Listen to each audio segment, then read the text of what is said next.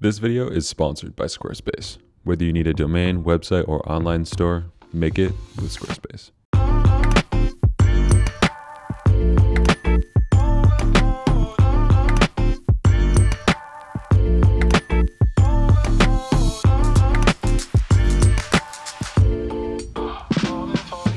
Hey, what's going on everyone? Welcome back to a new YouTube video. Hope you guys are all doing well. Today we have a very exciting video for you guys. We actually got the chance to take photos of a 2020 Tesla Model 3. Now I've wanted to take photos of a Tesla for a while, and I figured this would be the perfect opportunity to make a YouTube video and explain to you guys my approach to automotive photography. Now, automotive photography over the last couple of years has become a very enjoyable experience for me, both personally and professionally. I really love taking photos of cars, and I really view it as a unique challenge to myself. But just like with any other, style or genre of photography, you need to be pretty consistently updating your portfolio to match, the current times, as well as, the current models and styles of the cars that are coming out. So what I typically do on a pretty regular basis, I would say probably once a month, I put together an automotive test shoot. Now, what this means is usually I'll have some sort of talent with me, modeling with the car. Today, we actually just shot the car though, because I really wanted to get some nice beauty shots of the Tesla. And usually these kinds of shoots just live over on my website so potential clients can see what I'm capable of as a photographer. I don't want them trying to have to imagine what I'm capable of when they look at my work. I want them to see as many examples of really good, clean photography in different environments and different cars as I can. And that's why I do this so often. And I really find that it helps me a lot as a photographer, and also just kind of gives more diversity to my website. So essentially what I want to achieve with this video is explain to you guys my start to finish process of taking photos of cars, what things I find important, what things I find less important, and key tips and tricks to stick to as you guys are taking photos of cars yourself. So first things first, before you even get started with taking photos, we need to do a little bit of gear talk.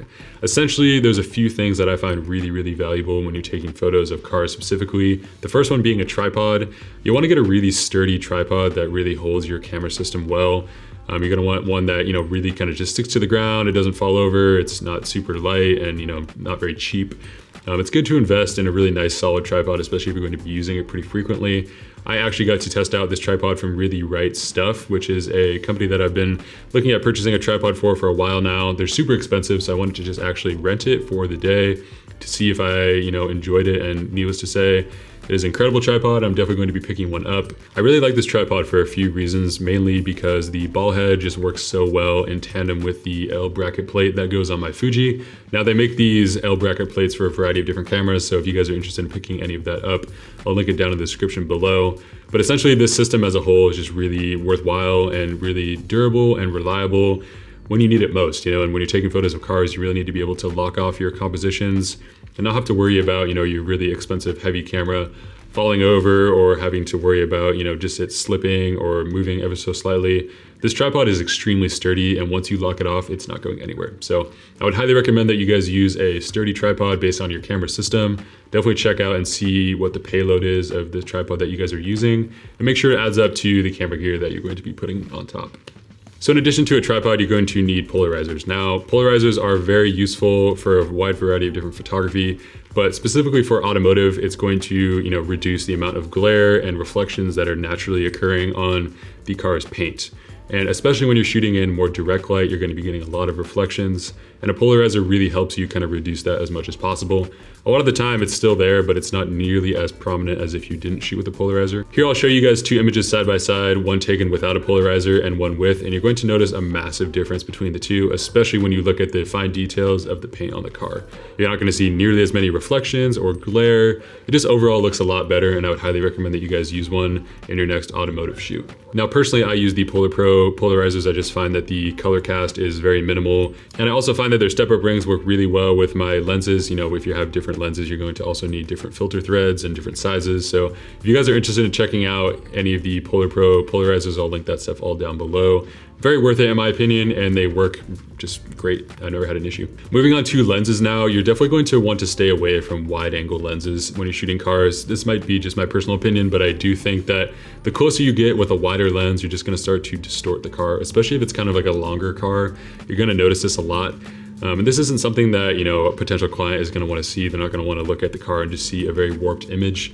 For me, I like sticking to 35 and 85 millimeter equivalents just because I like the compression that both of those lenses provide. And when you use them in tandem, it just looks really good when you're kind of completing a whole story of a car. Maybe you have 5 to 10 images and, they're all shot on either a 35 or an 85 mil lens. It all just works really well, and I really like the look and feel that I get with those focal lengths. So moving on to location, there's a few things that you're definitely going to want to consider. The first thing is going to be available light.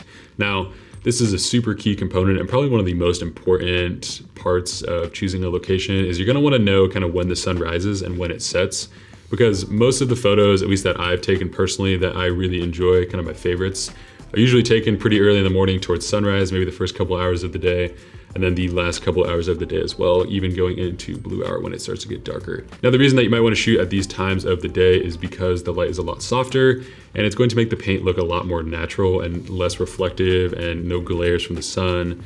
You can shoot midday, obviously, and professional photographers do shoot in midday all the time with cars. They have huge scrims and they have nice layers of diffusion, but for me and just a couple people, that's not very feasible. So for us, we kind of help that by just shooting when the light is nice. And I would encourage you guys to kind of plan that out, what time you need to be there, and then maybe get there even 30 minutes to an hour before that, just because you're gonna want time to set up, figure out what looks the best, and then you can kind of prepare and wait for the light to get to where you want it to be. You're also gonna wanna pay attention to the scenery and the background. Now, I know the main focal point of all these images is going to be a car of some sort, but you definitely want the image to complement itself. Now, the foreground and the background should kind of work in tandem. You should really think about what kind of car you're shooting and does it fit with the background. You're not gonna be shooting a 4x4 pickup truck in downtown Los Angeles, for example, or you're not gonna be shooting a luxury car out in the mountains necessarily. It's good to think about kind of like a proper use case for the car that you're shooting. For the Tesla shoot, it made a lot of sense to just shoot it at the beach because when I think of Tesla, I think of California, I think of rolling hills, I think of ocean, and it just made a lot of sense in that way. At least from a background and scenery perspective, you wanna make sure that it makes sense to not only the car that you're shooting, but to the target market that would potentially be wanting to purchase this car as well. So moving on to the car itself, you're definitely gonna wanna shoot as bright of a color of a car that you can get your hands on. We only could really get this blue color, which actually I think turned out really nice. But typically the darker color that you're shooting, specks of dust and scratches, and even the sun is gonna show up a lot more on a darker colored car than a brighter color, for example, like a white or a gray. So keep that in mind as well. Obviously just use what you have available, but I've found in the past, definitely bright colors work the best. So once you've got the color of the car nailed down, you're gonna wanna also think about the year that the car was made. Now, as I said, this car is a 2020 Tesla Model 3, and I specifically looked for that when I was looking for a car to shoot because I want this work to last at least for the next couple years. Now, car designs change very quickly, even on a yearly basis, and you wanna make sure that your work is able to stand the test of time at least for even a couple years. Now, if all you can get your hands on is a 2016, am I saying don't shoot it? Absolutely not. I'm just saying, if you can get your hands on something that was made in the last couple of years, it's going to last a lot longer than, something shot, 5 to 10 years ago. So another thing that you're definitely going to want to take into account is natural lines. Now, every single car has lines of some sort and natural curves, but some cars have better lines than others. Now, I would say most sports cars have really nice lines. Obviously, some SUVs even do as well. But a lot of the cars that you might want to take photos of, the lines just aren't really there. And that really limits the unique angles that you can get of each car. The more lines and curves that a car has, the more unique you can get with your shots. And I found that especially true with the Tesla. That's why I was so excited to shoot it, is because I just love the body design of the Model 3 specifically. I found it really interesting to shoot and lots of really cool angles that we were finding kind of throughout the day. I think it really brought these images to a new level. So finally, when it comes to actually taking photos of the car, it really just comes down to being detail oriented and making sure that everything is in its place. The first thing that you're gonna want to think about is avoid shooting at eye level. Now, you guys will notice in some of these photos I got really low to the ground and some were a bit higher up. And you're gonna wanna mix your shots up like that because it's going to give a unique perspective and angle to the car. And most often than not, cars don't necessarily look the best at eye level. They probably look the best at a really low angle or at a very high angle. So I would definitely recommend just trying out different angles of your car and seeing what looks the best, and then kind of running with that for the rest of the shoot.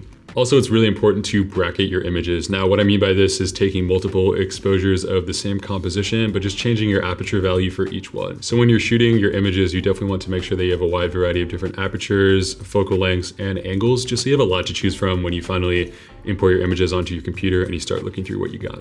Now, my advice when you're making these selects is less is definitely more. And I kind of learned this over, the last several years of taking photos of cars. I always kind of thought, oh, every image just should be edited and exported. But I think the more deliberate you are with your selects when you import them on your computer, you're going to be able to, kind of create more of a story.